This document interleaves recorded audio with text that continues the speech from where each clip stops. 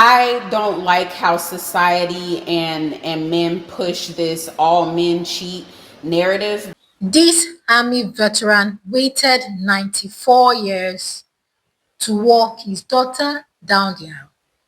This man who survived 10 years in a Nazi prison held on to life for one final mission: to give his daughter's hand in marriage. And just 2 days later, he died.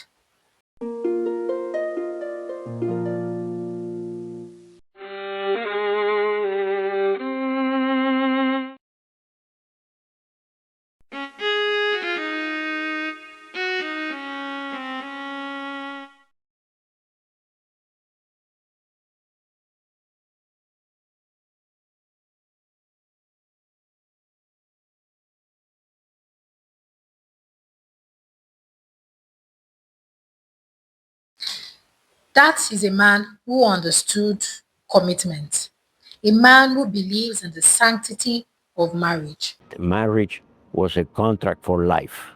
So what changed? What exactly has changed?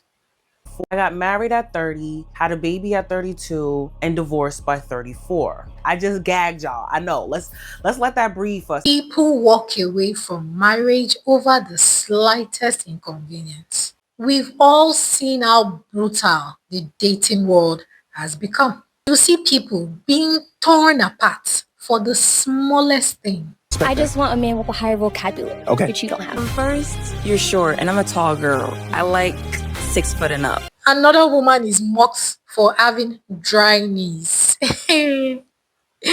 on live TV.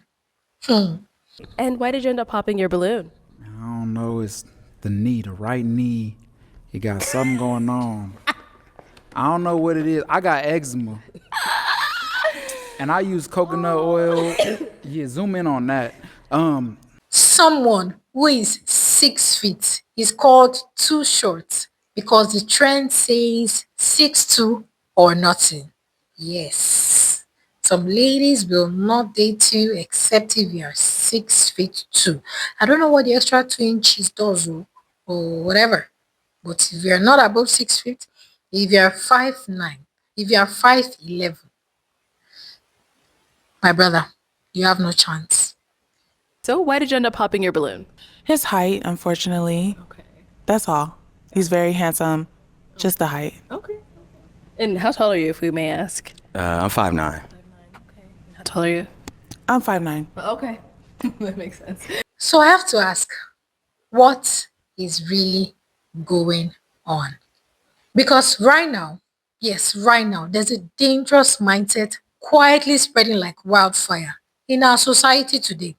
I think society has now normalized certain things in relationships and see it as normal that everyone does it, and that it's normal that you can stay in it because it's bound to happen. No. My friend, that's not normal. One thing I don't believe is bringing other people into a marriage. I think a marriage is very sacred, and I'm sorry, I just can't accept it. I won't. So many people have been programmed to believe that all men cheat. And because of that belief, the thinking becomes, if he cheats, why leave? The other man will do the same. So sit your ass down in that unfaithful marriage. There's nothing different outside. Sit down. And that right there, my people, is how standards collapse. There is no more standard in society. Nothing spectacular to look forward to in marriage for so many people. He's going to cheat. He's not going to provide. It's 50-50. Yeah, I'm an independent woman. He's independent. He's doing this. We are doing that. No partnership. No love. In fact, no contracts. Yes, marriage can be a contract. Like if you are equally yoked, you are going in together for a purpose, a mission, a contract of love. Love makes it better. But love is not everything. We all know love is not everything in a marriage. So now betrayal becomes expected and it becomes tolerated. And when it becomes tolerated, it becomes normalized, the standard for so many people. Why leave when he cheats? The next man will do the same. Two people meet, they date, they choose each other, they stand before God and man and make a vow and say forever, only to end up cheating.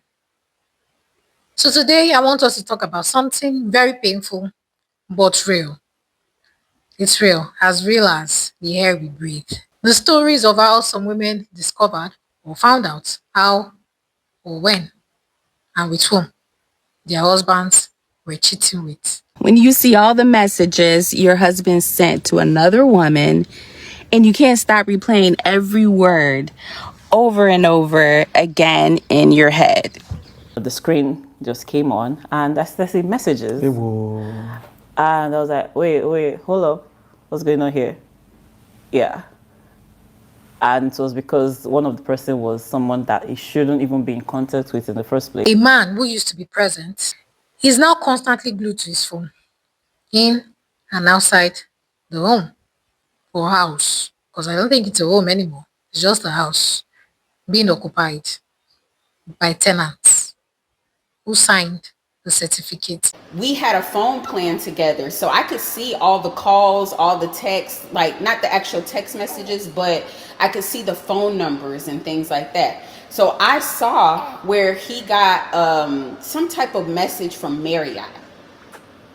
You put it together. I mean, come on, I'm not silly.